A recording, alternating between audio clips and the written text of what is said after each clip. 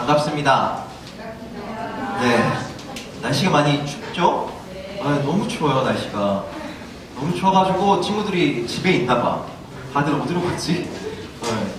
여러분, 날씨가 많이 춥지만 조금 여러분들이 좀 마음을 좀 따뜻하게 했으면 좋겠습니다.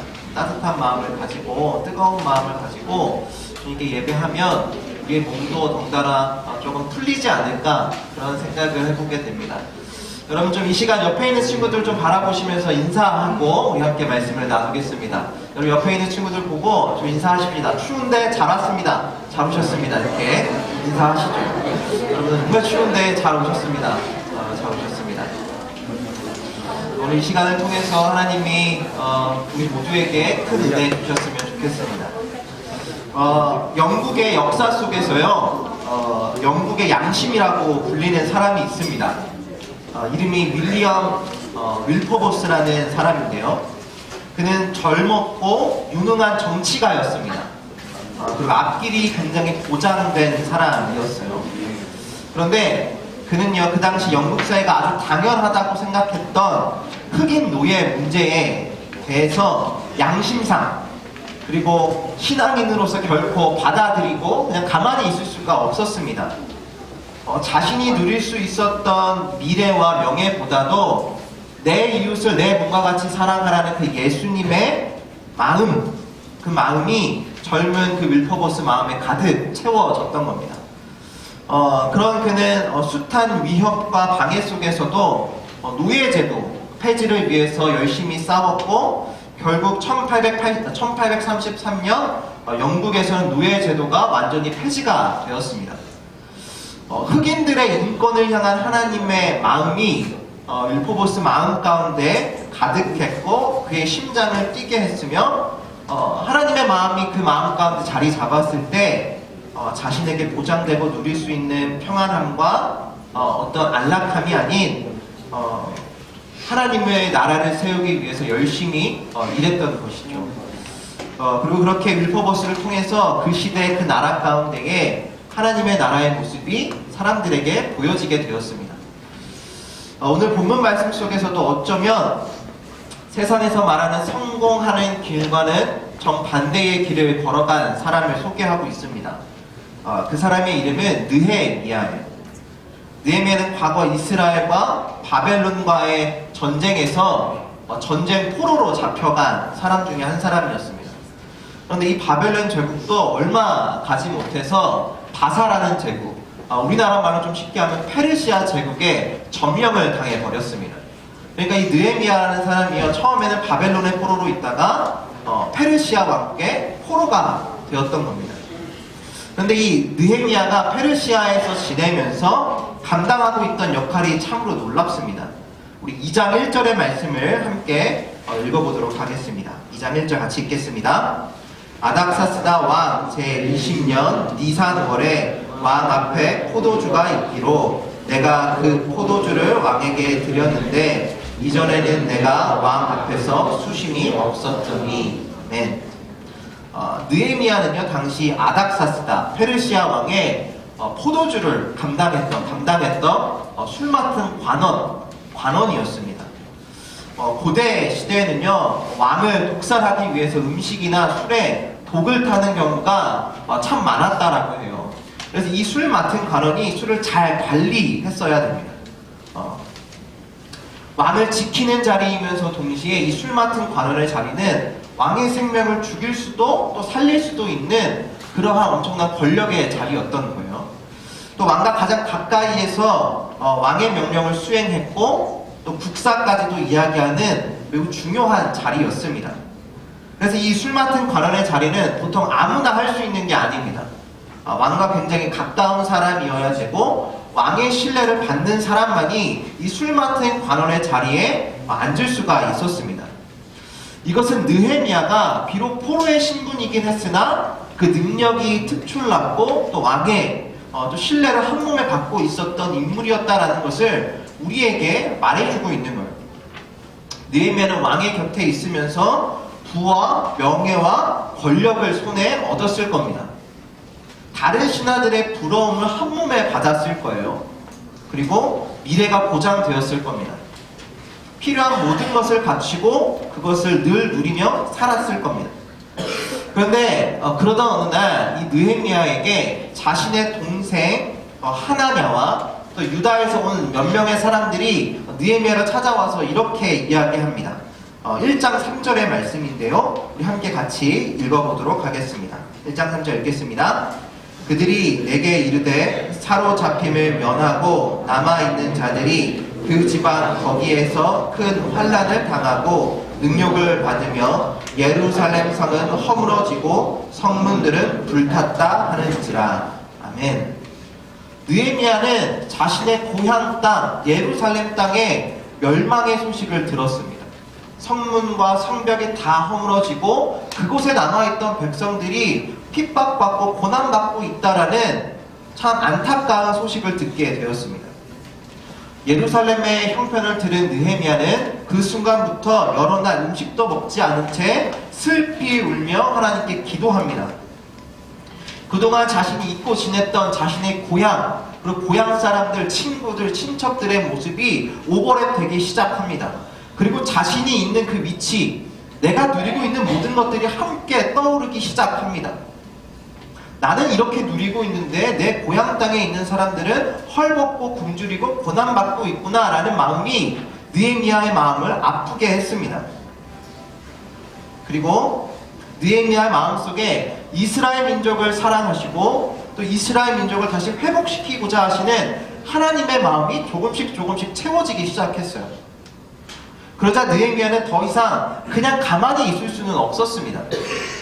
느헤미야는 자신이 섬기고 있던 왕을 찾아가서 이렇게 이야기합니다.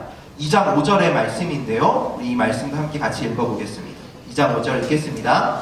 왕에게 아뢰되 왕이 만일 좋게 여기시고 종이 왕의 목전에서 은혜를 얻었사오면 나를 유다 땅 나의 조상들의 묘실이 있는 성읍에 보내어 그 성을 건축하게 하옵소서 하였는데. 아멘. 페르시아 궁에서 이전과 같이 높은 관리로 지내더라도 어느 누구도 느헤미야를 비난하거나 비판할 수는 없었을 겁니다. 페르시아에 잡혀 있었던 모든 사람들이 나 혼자 잘 먹고 잘 살기도 바빴기 때문에 아무도 그곳에 가려고 하지 않았기 때문에 느헤미야 한 사람 더 가지 않는다라고 해서 느헤미야를 비난하거나 비판할 수는 없었을 겁니다. 그러나 느헤미야는 자신이 누리고 있었던 모든 것을 포기하고 고향 땅으로 돌아가고자 했습니다. 고향 땅의 회복과 고향 땅의 사람들의 회복을 향한 하나님의 마음이 느헤미야의 마음속에서 동일하게 느껴지고 체험되었기 때문이죠. 페르시아 땅에서 이룰 수 있는 그 어떤 꿈보다도 이스라엘을 향한 하나님의 꿈이 느헤미야를 예루살렘으로 인도했던 겁니다. 왕의 허락을 받은 느헤미야는 예루살렘으로 한 걸음에 달려갔습니다. 그곳에서 평소에 자신을 굉장히 질투하고 미워했던 다른 관리들의 방해도 있었고 또 다른 방해도 있었지만 핍박도 있었지만 하나님의 도우심으로 느헤미야는 52일 만에 무너진 성읍을 다시 세웠습니다. 이 모든 것은 느헤미야가 뛰어났다, 느헤미야가 꿈꾸는 일이었다, 느헤미야가 평소에 원했던 편안함이나 세상 속의 성공이라는 그런 꿈보다 하나님의 꿈을 선택했을 때 하나님이 도와주셨기 때문에 모든 것이 가능했던 일이었습니다. 하나님의 꿈이 그 느헤미야 가슴 속에서 자리 잡고 느헤미야의 마음, 가슴을 뛰게 했을 때에 가능했던 일이었습니다. 여러분, 성경을 읽다 보면 간혹 부자들, 세상에서 성공한 사람들을 비난하고 그들의 삶을 죄악시하는 듯한 분위기를 느낄 때가 참 많이 있습니다. 오늘 본문 말씀도 어떻게 보면 세상에서의 성공 또 부와 명예는 하나님의 뜻이 아니고 오직 가난하고 힘든 길이 하나님의 뜻이라고 생각이 들 수도 있을 겁니다. 하지만 오늘 본문 말씀과 성경은 결코 그렇게 이야기하지 않습니다. 하나님께서 허락하신 꿈을 발견하지 못했는가? 하는 문제를 오늘 본문과 성경은 끊임없이 우리에게 이야기하고 있는 겁니다. 가난한 자임에도 하나님의 꿈을 발견하지 못한 자는 하나님의 나라를 세워가는 그 일에 동역자로서 참여할 수가 없는 겁니다. 부자고 세상에서 성공했고 부와 명예를 누리고 있는 사람일지라도 하나님의 꿈을 발견한 사람이라면, 하나님의 꿈이 내 안에 들어와 내 가슴을 뛰게 하는 사람이라면 그는 하나님의 나라를 세워가는 하나님의 도구로서 사용되어지는 것입니다. 하나님의 꿈을 발견했는가, 하나님의 꿈이 내 가슴을 뛰게 하는가가 중요한 것이지, 우리의 외모, 우리의 형편은 하나님께는 결코 중요한 것이 아니라는 거죠. 사랑하는 중등부 여러분, 여러분의 마음 지금 무엇에 끌리고 있으신지요? 무엇이 여러분의 마음을 뛰게 하고 설레이게 하시는지요? 혹시 내가 누릴 수 있는 편안함과 안락함, 성공을 위한 것에만 마음을 쏟고 있는 우리 스스로를 혹시 발견하지 못하고 계신 건 아닙니까? 하나님이 주시는 하나님의 나라를 향한 가슴 뛰는 꿈,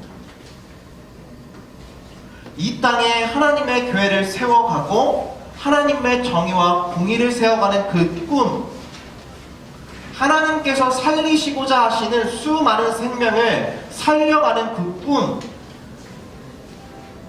그 꿈이 우리 마음을 가득 채웠으면 좋겠습니다. 우리 모두가 하나님이 주시는 그 꿈을 위해 우리의 시간과 노력을 주님께 드릴 때 하나님은 느헤미야와 같이 하나님의 나라, 하나님의 성읍, 하나님의 도성을 세워가는 일에 우리 한 사람 한 사람을 엄청나게 사용하실 것입니다. 비록 하나님이 주시는 그 꿈을 우리가 실천하고 행할 때에 세상에서 참 많은 방해가 있을 수도 있겠습니다. 수많은 사람들이 우리를 향해 비난하고 손가락질할 수도 있을 겁니다. 하지만 하나님께서 우리의 가슴을 뛰게 하실 때, 우리가 그 가슴 뛰게 하는 일을 쫓아갈 때 하나님은 느헤미야를 도와주셨던 것처럼 우리의 인생도 도와주실 것입니다. 그리고 결국엔 하나님의 마음을 품고 하나님의 꿈을 꾸는 자들을 통해 하나님의 이 땅 가운데에 완성된 하나님의 나라를 이루어 가실 겁니다. 하나님께서 통치하시고 하나님의 사랑을 모두 느낄 수 있는 소외된 자가 없는 그 하나님의 나라를 이루어 가실 겁니다. 그렇게 하나님께 귀하게 쓰임 받으면서 하나님께 기쁨과 자랑이 되는 우리 모두의 삶이 되었으면 참 좋겠습니다. 이번 한 주 살아가시면서 한번 우리 자신을 되돌아보는 시간이 되었으면 좋겠습니다. 나는 지금 무엇을 위해 살아가고 있는가? 어떤 꿈을 꾸고 있는가? 무엇이 내 가슴을 뛰게 하고 있는가? 그것들을 다시 한번 돌아보시면서 이제는 하나님이 주시는 그 하나님의 나라라는 꿈을 다시 한번 내 가슴 속에 새기고 꿀 수 있는 저와 여러분 되시기를 주님의 이름으로 축복합니다. 우리 이 시간 함께 기도하겠습니다.